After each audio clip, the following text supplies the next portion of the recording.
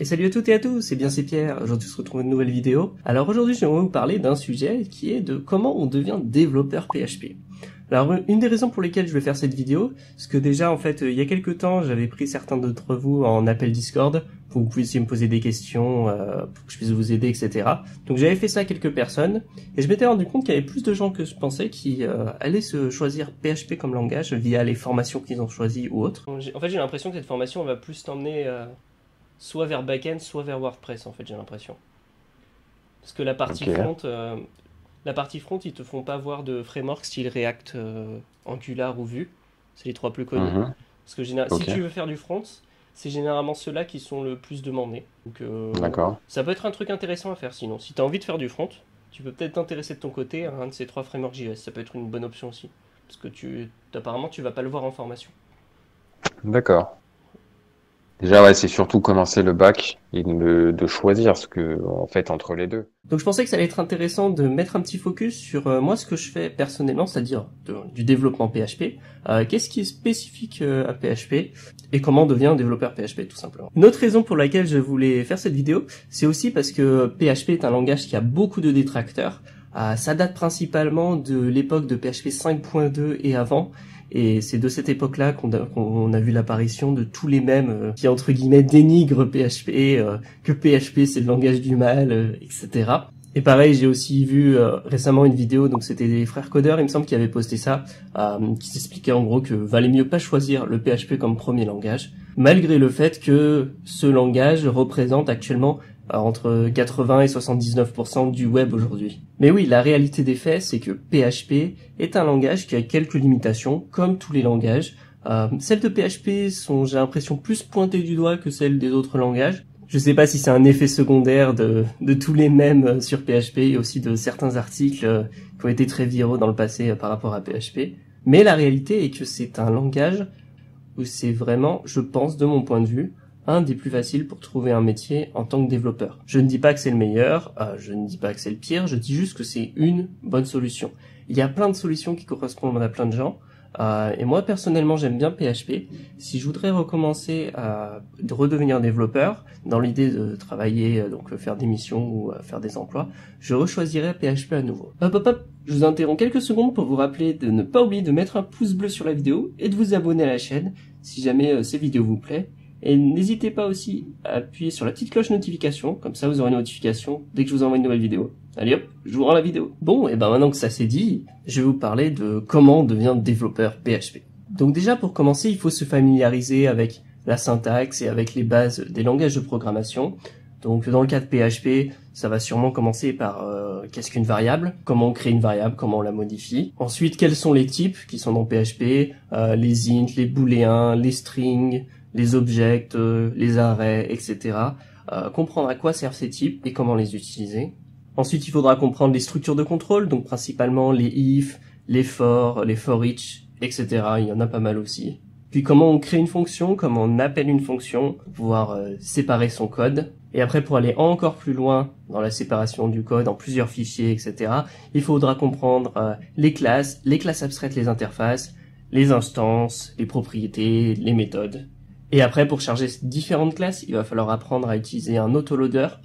Donc on peut en paramétrer indirectement avec PHP, mais moi je vous conseille de passer directement à Composer, qui a un autoloader intégré.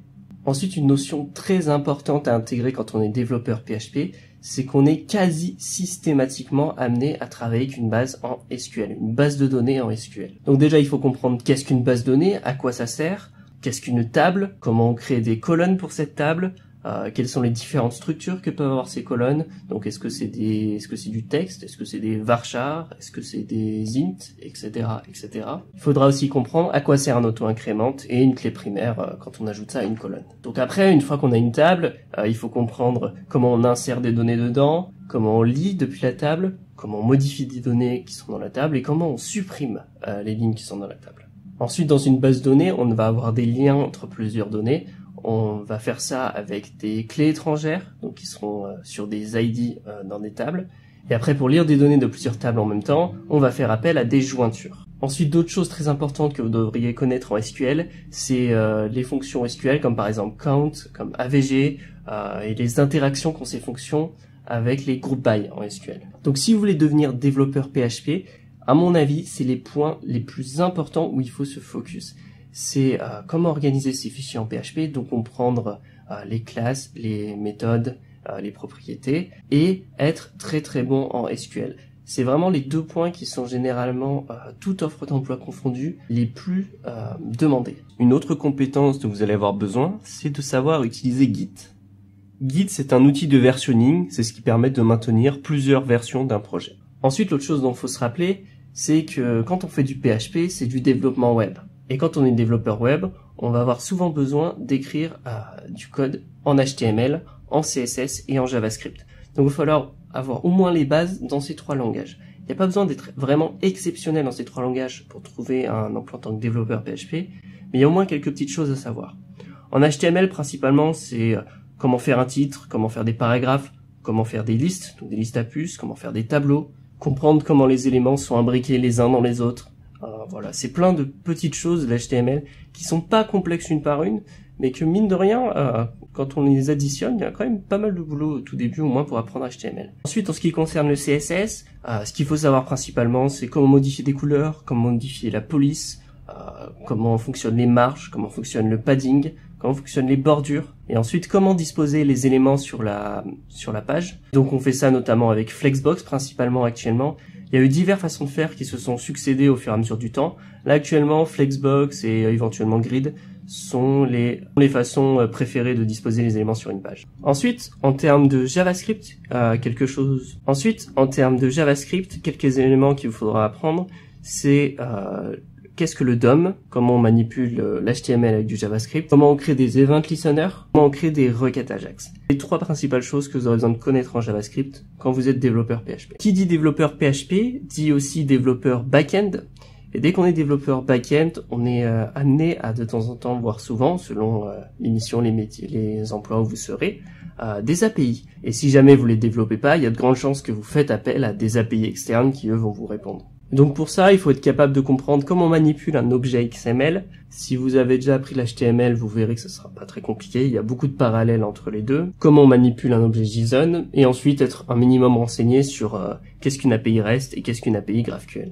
Ensuite, quand on utilise une API, et ça va de pair aussi avec quand vous allez apprendre l'Ajax, il va falloir comprendre en fait comment on fait une requête HTTP, comment elle est structurée, qu'est-ce qu'on met dedans, et parmi tout ce qu'on met dedans, il y a comment on passe un token d'autorisation, de comment on modifie les headers d'une requête HTTP. Et donc mettre un token dans une requête HTTP, généralement on appelle ça un auth token, et ça suit le protocole auth2. Donc voilà, tout ce que j'ai listé jusqu'à présent, c'est à peu près tout ce qui va vous être demandé pour trouver un premier taf en tant que développeur PHP. Mais je vous dis, les deux points les plus importants, c'est d'être très bon en conception, c'est-à-dire comment on découpe ses classes, etc., se familiariser avec les design patterns, etc.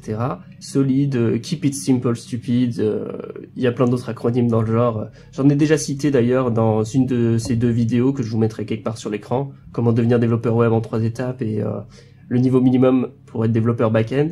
Je vous les mettrai quelque part sur l'écran, n'hésitez pas à les voir aussi. Il y a beaucoup de liens communs avec cette vidéo, mais je les ai expliqués un peu différemment. Je suis allé peut-être un peu plus dans les détails sur ces points-là. Ce que je disais, c'est vraiment mettez le plus d'attention possible sur votre conception d'application et sur le SQL. C'est vraiment les deux compétences les plus importantes de très loin. Ensuite, comment on installe PHP sur son ordinateur pour commencer par coder et essayer de devenir développeur. Donc il y a plusieurs façons de faire. Vous avez des logiciels comme WAMP ou LAMP, selon si vous êtes sur Windows ou Linux, qui vous permet d'avoir un serveur web, un serveur PHP et un serveur SQL. Une autre alternative à ça, il y a EasyPHP qui permet pareil d'avoir un serveur web, un serveur PHP, un serveur SQL.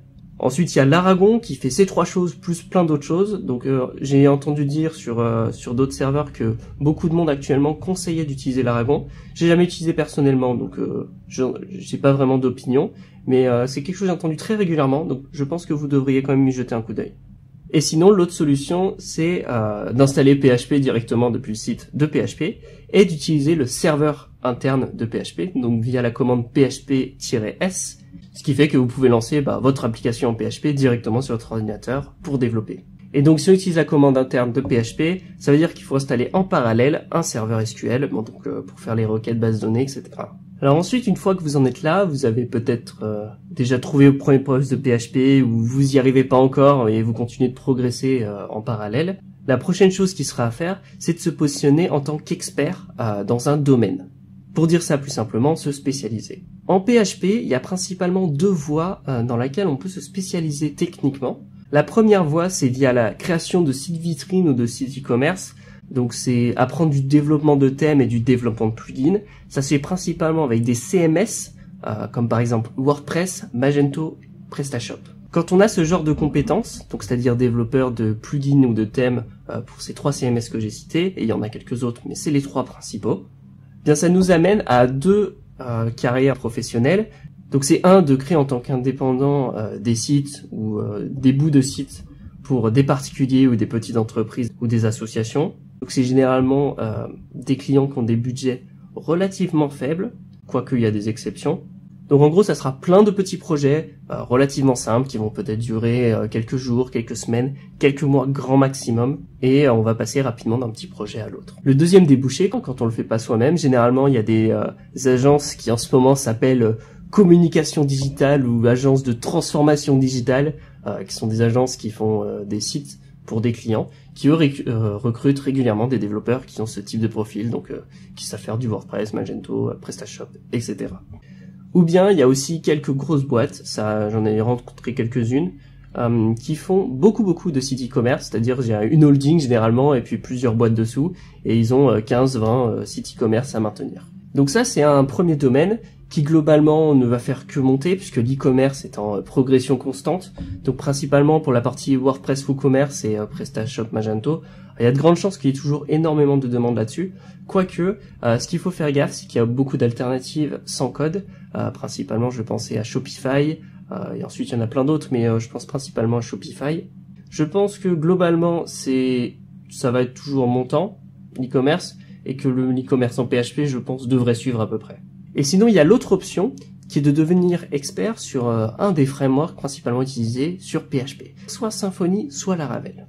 Et dans quel cadre sont utilisés ces frameworks? Alors ces frameworks sont utilisés principalement pour développer des applications très spécifiques, pour répondre à un besoin très spécifique. Et donc là, du coup, tu vas te retrouver à travailler dans des secteurs d'activité très variés, car en gros, à peu près tous les secteurs d'activité ont besoin d'applications web pour automatiser divers processus qu'ils ont dans leur entreprise. Je vais parler plus spécifiquement de la France. En France, actuellement, Symfony est beaucoup plus recherché que Laravel. Donc en termes d'emploi, préférez vous spécialiser sur Symfony. Globalement, c'est la meilleure option. Mais ce dont je vous parle actuellement, c'est ce que je remarque principalement sur les offres d'emploi et principalement sur les offres d'emploi en France et un peu plus particulièrement à Toulouse. Mais globalement, en France, les stats sont clairs, Symfony est devant. Mais je vous dis, renseignez-vous au moment où vous allez choisir de vous orienter vers un framework ou l'autre, lequel des deux est le plus recherché dans l'endroit où vous allez postuler tout simplement. Mais quelles entreprises ont recruté des développeurs PHP, Laravel ou Symfony? Parce qu'en fait, pour faire des applications métiers, on peut utiliser en gros n'importe quel langage. Il y en a une liste incroyable, vous pouvez faire tous les débats sur les langages que vous préférez. Généralement, pour faire une application web ou même une application logicielle, vous pouvez prendre en gros n'importe quel langage, ça changera quasi rien du tout. Le résultat à la fin sera presque le même. Mais dans le cadre de PHP, ce qui est intéressant, c'est que PHP actuellement profite beaucoup du fait que quasiment toutes les formations universitaires publiques et sûrement beaucoup de privées enseignent le PHP depuis très longtemps. Ce qui fait qu'aujourd'hui, il y a énormément de vieux logiciels et de vieilles applications web écrites en PHP, mais qui sont très importantes pour les entreprises et doivent être maintenues et continuer d'évoluer. Ce qui fait que la mission typique d'un développeur PHP qui veut faire du PHP Laravel, PHP Symfony, en fait, ce qui va se passer, c'est que de ce que j'ai très souvent remarqué, il va se retrouver sur des logiciels qui sont assez vieux, qui ont des fois 3 ans, 5 ans, peut-être 10 ans des fois, et leur but, ça va être de continuer de maintenir ces logiciels et d'essayer de pousser vers le haut le niveau technique du logiciel pour qu'il soit de plus en plus facile à faire évoluer. Et quand tu fais évoluer ces logiciels, tu vas pas les passer de PHP à un autre langage. Quand tu fais évoluer ces logiciels, tu vas le faire évoluer de version de PHP pour l'emmener vers des versions de PHP qui sont plus faciles à maintenir, plus faciles de développer avec et avec lesquelles on a beaucoup plus d'outils. Et au passage, on va aussi les passer avec des frameworks comme Laravel ou Symfony. Et donc du coup, c'est ça vraiment le type d'emploi que les développeurs PHP font. Ils vont généralement prendre des vieux logiciels et essayer de les pousser vers le haut et de les amener à un état où ils sont plus faciles à maintenir et ils vont continuer de les faire évoluer. Ce qui fait que le métier de développeur PHP, et je pense que c'est assez similaire avec les développeurs Java, peut être assez peu attractif pour beaucoup de personnes parce que ça veut vouloir dire qu'il va falloir travailler sur des projets existants. Et il y a des gens, je sais, des développeurs qui n'aiment pas travailler sur des projets existants, donc ça peut freiner certains d'entre vous, mais c'est justement parce qu'il y a beaucoup de développeurs qui veulent pas faire ça qu'il y a de la demande. Donc voilà, je pense que ça résume à peu près comment on devient développeur PHP et pourquoi on devrait être développeur PHP si on veut l'être. Bon bah voilà, c'était Pierre, j'espère que cette vidéo vous a plu. Si elle vous a plu, n'hésitez pas à laisser un pouce bleu sur la vidéo et vous abonner à la chaîne et n'oubliez surtout pas d'activer les notifications, comme ça vous aurez une notification dès que je poste une nouvelle vidéo. Allez, salut!